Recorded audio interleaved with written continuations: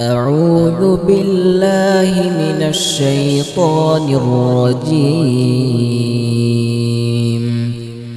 بسم الله الرحمن الرحيم. الحمد لله الذي أنزل على عبده الكتاب ولم يجعل له عوجا قيما لينذر بأسا شديدا من لدنه ويبشر المؤمنين الذين يعملون الصالحات أن لهم أجرا حسنا ماكثين فيه أبدا وينذر الذين قالوا اتخذ الله ولدا ما لهم به من علم ولا لآبائهم كبرت كلمة تخرج من أفواههم إن يقولون إلا كذبا فلعلك باخع نفسك على آثارهم إن لم يؤمنوا بهذا الحديث أسفا إنا جعلنا ما على الأرض زينة لها لنبلوهم أيهم أحسن عملا وإنا لجاعلون ما عليها صعيدا جرزا أم حسبت أن أصحاب الكهف والرقيم كانوا من آياتنا عجبا إذ أوى الفتية إلى الكهف فقالوا ربنا آتنا من لدنك رحمة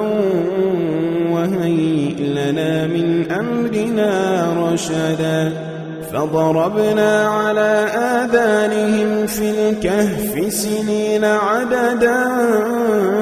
ثم بعثناهم لنعلم أي الحزبين أحصى لما لبثوا أمدا نحن نقص عليك نبأهم بالحق إنهم فتية آمنوا بربهم وزدناهم هدى وربطنا على قلوبهم إذ قاموا فقالوا ربنا رب السماوات والأرض لن ندعو من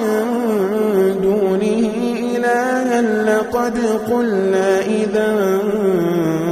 شططا هؤلاء قوم اتخذوا من دونه آلهة لولا يأتون عليهم بسلطان بين فمن أظلم ممن افترى على الله كذبا وإذ اعتزلتموهم وما يعبدون إلا الله فأووا إلى الكهف ينشر لكم ربكم من رحمته ويهيئ لكم من أمركم مرفقا وترى الشمس إذا طلعت تزاور عن كهفهم ذات اليمين وإذا غربت تقرضهم ذات الشمال وهم في فجوة منه ذلك من آيات الله من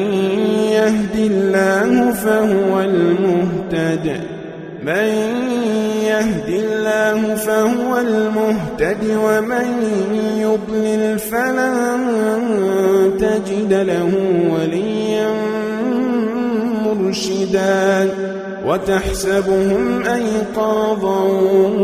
وهم رقود ونقلبهم ذات اليمين وذات الشمال وكلبهم باسط ذراعيه بالوصيد لو اطلعت عليهم لوليت منهم فرارا ولملئت منهم رعبا وكذلك بعثناهم ليتساءلوا بينهم قال قائل منهم كم لبثتم قالوا لبثنا يوما أو بعض يوم قالوا ربكم أعلم بما لبثتم فابعثوا أحدكم بورقكم هذه إلى المدينة فلينظر أيها أزكى طعاما فليأتكم برزق منه وليتلطف ولا يشعرن بكم أحدا إنهم إن يظهروا عليكم يرجموكم أو يعيدوكم في ملتهم ولن تفلحوا إذا أبدا وكذلك أعثرنا عليهم ليعلموا أن وعد الله حق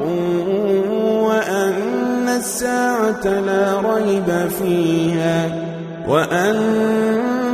الساعة لا ريب فيها إذ يتنازعون بينهم أمرهم فقالوا ابنوا عليهم بنيانا ربهم أعلم بهم قال الذين غلبوا على أمرهم لنتخذن عليهم مسجدا سيقولون ثلاثة رابعهم كلبهم ويقولون خمسة سادسهم كلبهم رجما بالغيب ويقولون سبعة وثامنهم كلبهم قل ربي أعلم بعدتهم ما يعلمهم إلا قليل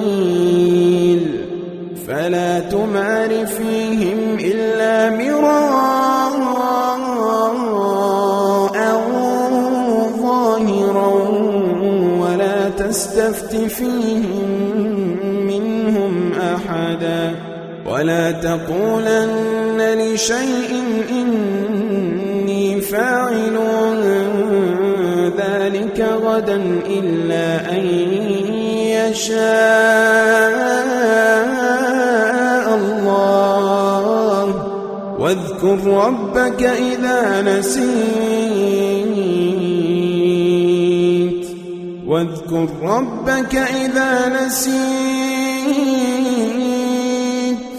وقل عسى أن يهديني ربي لأقرب من هذا رشدا ولبثوا في كهفهم 300 سنين وازدادوا 9 قل الله أعلم بما لبثوا له غيب السماوات والأرض أبصر به وأسمع ما لهم من دونه من ولي ولا يشرك في حكمه أحدا واتل ما أوحي إليك من كتاب ربك لا مبدل لكلماته ولن تجد من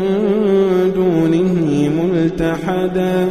واصبر نفسك مع الذين يدعون ربهم بالغداة والعشي يريدون وجهه ولا تعد عيناك عنهم تريد زينة الحياة الدنيا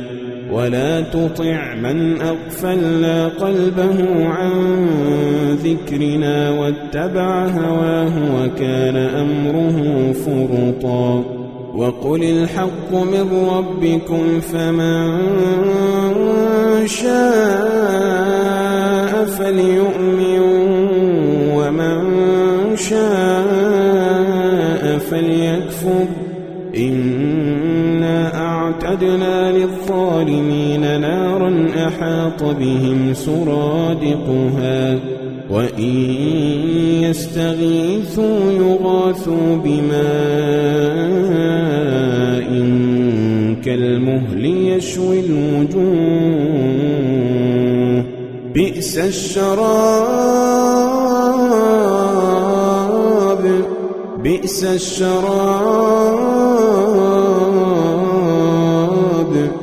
بئس الشراب وساءت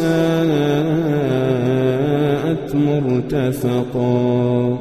إن الذين آمنوا وعملوا الصالحات إنا لا نضيع أجر من أحسن عملا أولئك لهم جنات عدن تجري من تحتهم الأنهار يحلون فيها من أساور من ذهب ويلبسون ثيابا خضرا من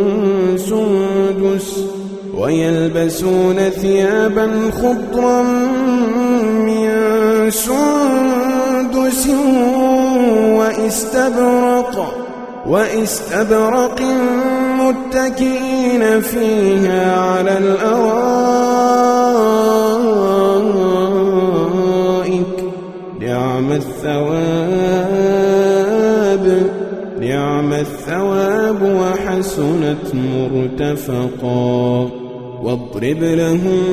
مثلا الرجلين جعلنا لأحدهما جنتين من أعناب وحففناهما بنخل وجعلنا بينهما زرعا كلتا الجنتين آتت أكلها ولم تظلم منه شيئا وفجرنا خلالهما نهرا وكان له ثمر فقال لصاحبه وهو يحاوره أنا أكثر منك مالا وأعز نفرا ودخل جنته وهو ظالم لنفسه قال ما أظن أن تبيد هذه أبدا وما أظن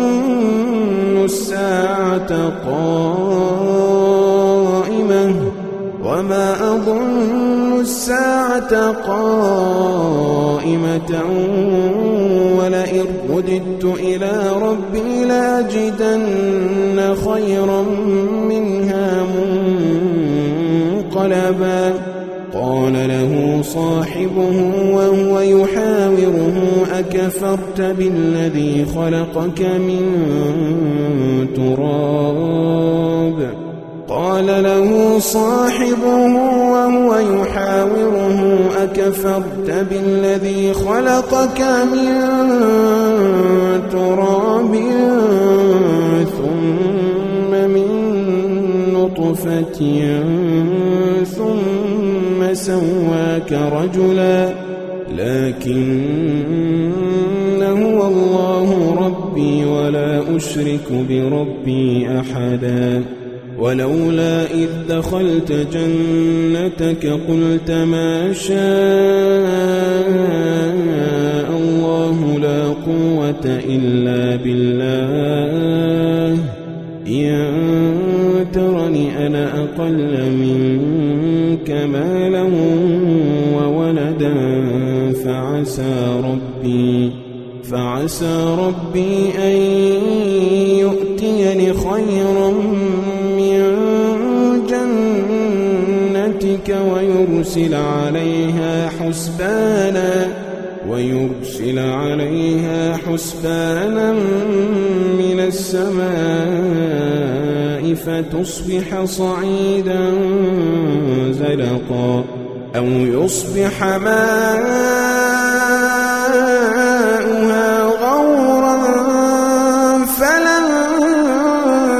تستطيع له طلبا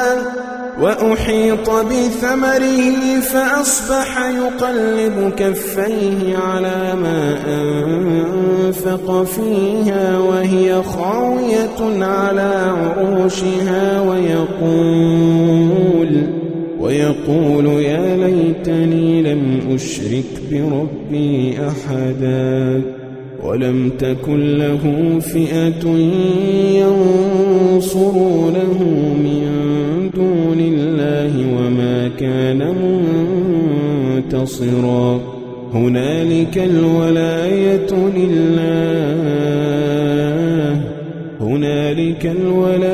لله الحق هو خير ثوابا وخير عقبا واضرب لهم مثل الحياة الدنيا كماء أنزلناه من السماء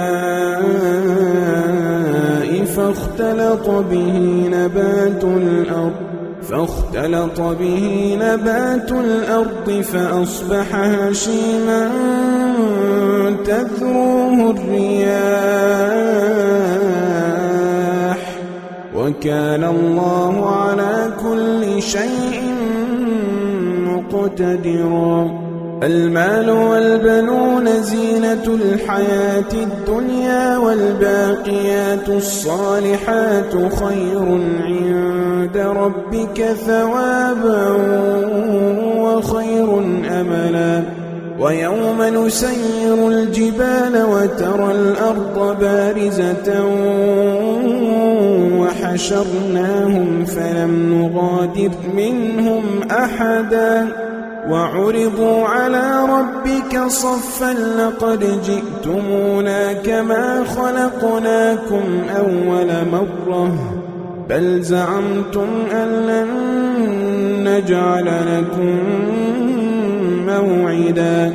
ووضع الكتاب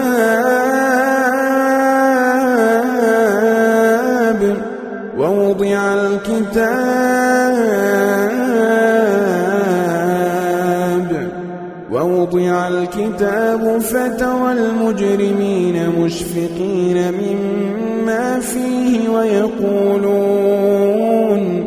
ويقولون يا ويلتنا ما لهذا الكتاب لا يغادر صغيرة ولا كبيرة إلا أحصاها ووجدوا ما عملوا حاضرا ولا يظلم ربك أحدا وإذ قلنا للملائكة اسجدوا لآدم فسجدوا إلا إبليس كان من الجن ففسق عن أمر ربه أفتتخذونه وذريته أولياء من دوني وهم لكم عدو بئس للظالمين بدلا ما أشهدتهم خلق السماوات والأرض ولا خلق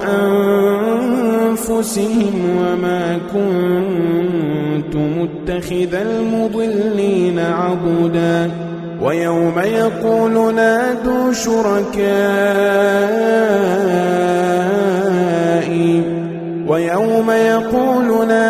شركائي الذين زعمتم فدعوهم فلم يستجيبوا لهم وجعلنا بينهم موبقا ورأى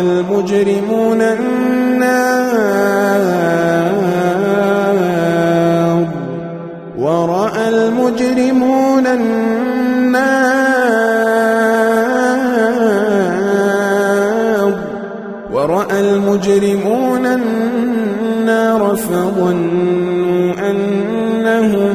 مواقعوها ولم يجدوا عنها مصرفا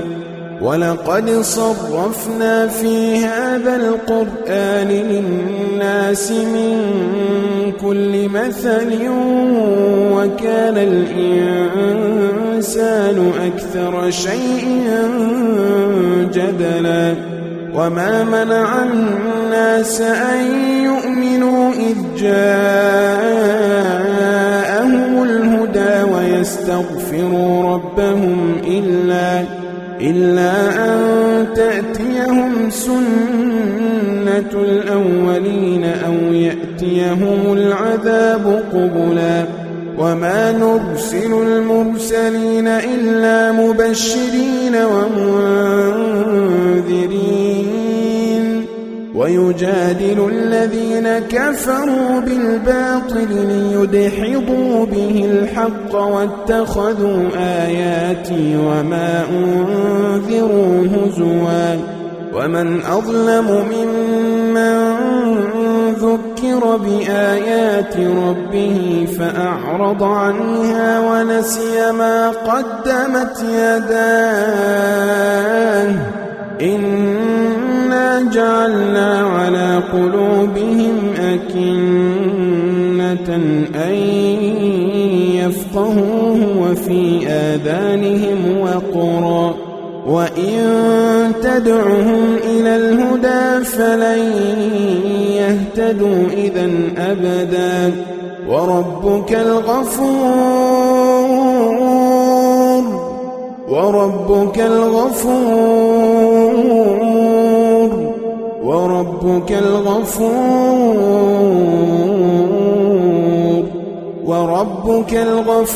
ذو الرحمة لو يؤاخذهم بما كسبوا لعجل لهم العذاب بل لهم موعد لن يجدوا من دونه موئلا وتلك القرى أهلكناهم لما ظلموا وجعلنا لمهلكهم موعدا وإذ قال موسى لفتاه لا أبرح حتى أبلغ مجمع البحرين أو أمضي حقبا فلما بلغا مجمع بينهما نسيا حوتهما فاتخذ سبيله في البحر سربا فلما جاوزا قال لفتاه آتنا غداءنا لقد لقينا من سفرنا هذا نصبا قال أرأيت إذ أوينا إلى الصخرة فإني نسيت الحوت وما أنسانيه إلا الشيطان أن أذكره واتخذ سبيله في البحر عجبا قال ذلك ما كنا نبغ فارتدا على آثارهما قصصا فوجدا عبدا من عبادنا آتيناه رحمة من عندنا وعلمناه من لدنا علما قال له موسى هل أتبعك على أن تعلمني مما علمت رشدا قال إنك لن تستطيع معي صبرا وكيف تصبر على ما لم تحط به خبرا قال ستجدني إن شاء الله صابرا ولا أعصي لك أمرا قال فإن اتبعتني فلا تسألني عن شيء حتى أحدث لك منه ذكرا فانطلقا حتى إذا ركبا في السفينة خرقها قال أخرقتها لتغرق أهلها لقد جئت شيئا إمرا قال ألم أقل إنك لن تستطيع معي صبرا قال لا تؤاخذني بما نسيت قال لا تؤاخذني بما نسيت ولا ترهقني من أمري عسرا فانطلقا حتى إذا لقيا غلاما فقتله قال أقتلت نفسا زكية بغير نفس لقد جئت شيئا نكرا قال ألم أقل لك إنك لن تستطيع معي صبرا قال إن سألتك عن شيء بعدها فلا تصاحبني قد بلغت من لدني عذرا فانطلقا حتى إذا أتيا أهل قرية استطعما أهلها فأبوا أن يضيفوهما فوجدا فيها جدارا يريد أن ينقض فأقامه قال لو شئت لاتخذت عليه أجرا قال هذا فراق بيني وبينك سأنبئك بتأويل ما لم تستطع عليه صبرا أما السفينة فكانت لمساكين يعملون في البحر فأردت أن أعيبها وكان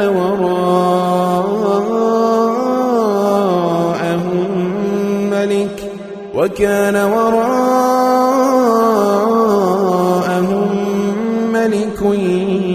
يأخذ كل سفينة غصبا وأما الغلام فكان أبواه مؤمنين فخشينا أن يرهقهما طغيانا وكفرا فأردنا أن يبدلهما ربهما خيرا منه زكاة وأقرب رحما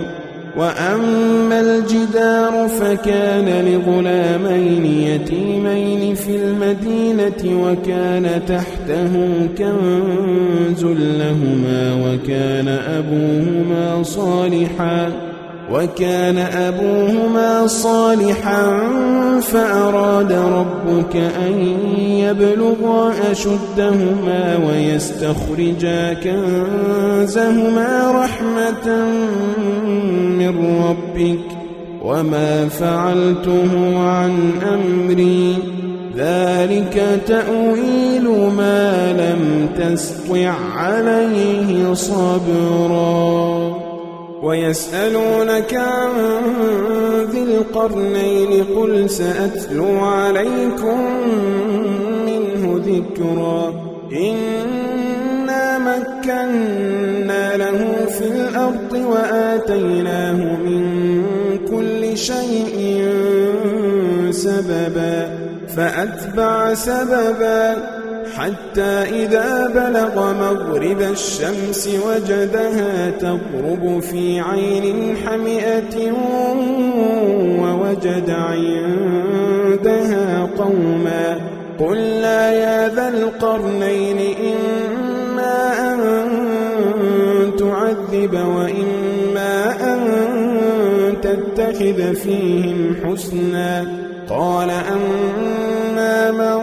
ظلم فسوف نعذبه ثم يرد إلى ربه فيعذبه عذابا نكرا وأما من آمن وعمل صالحا فله جزاء الحسنى وسنقول له من أمرنا يسرا ثم أتبع سببا حتى إذا بلغ مطلع الشمس وجدها تطلع على قوم لم نجعل لهم من دونها سترا كذلك وقد أحطنا بما لديه خبرا ثم أتبع سببا حتى إذا بلغ بين السدين وجد من دونهما قوما لا يكادون يفقهون قولا قالوا يا ذا القرنين إن يأجوج ومأجوج مفسدون في الأرض فهل نجعل لك خرجا على أن تجعل بيننا وبينهم سدا قال ما مكني فيه ربي خير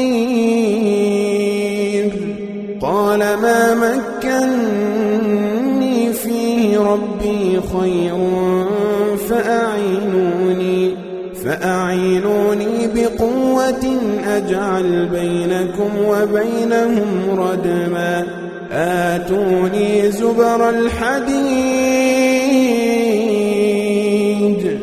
حتى إذا ساوى بين الصدفين قال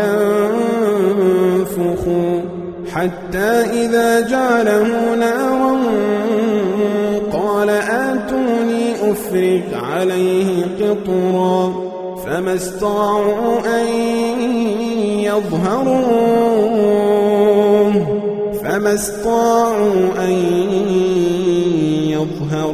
وما استطاعوا له نقبا قال هذا رحمة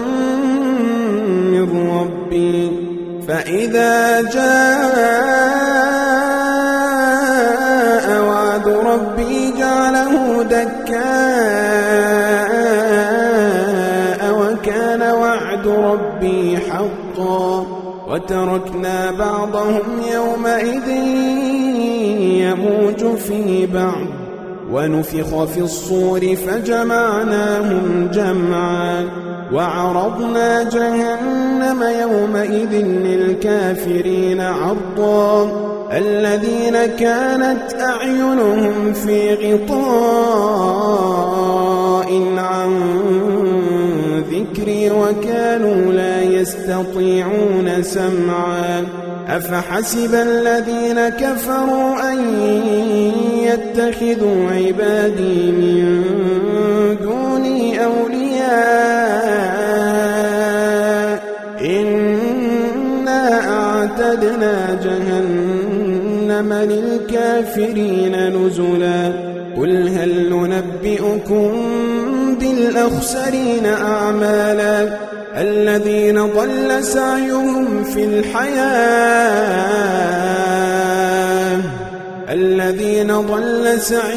في الحياة الدنيا وهم يحسبون أنهم يحسنون صنعا أولئك الذين كفروا بآيات ربهم ولقائه أولئك الذين كفروا بآيات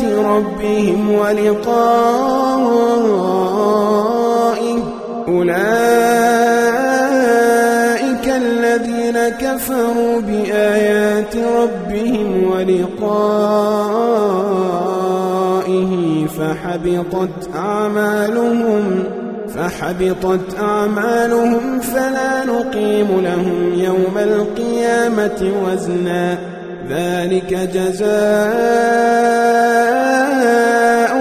جهنم بما كفروا واتخذوا آياتي ورسلي هزوا إن الذين آمنوا وعملوا الصالحات كانت لهم جنات الفردوس نزلا إن الذين آمنوا وعملوا الصالحات كانت لهم جنات الفردوس نزلا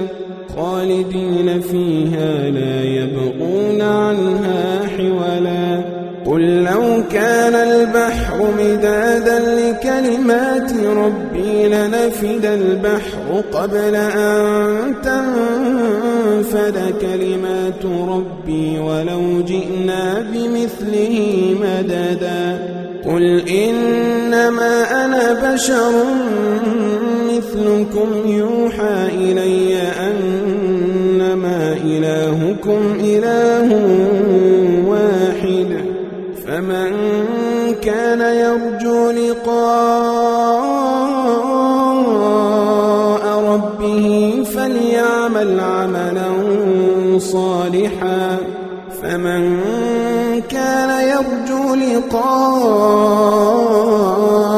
ربه فليعمل عملا صالحا فليعمل عملا صالحا ولا يشرك بعبادة ربه أحدا. Subscribe channel.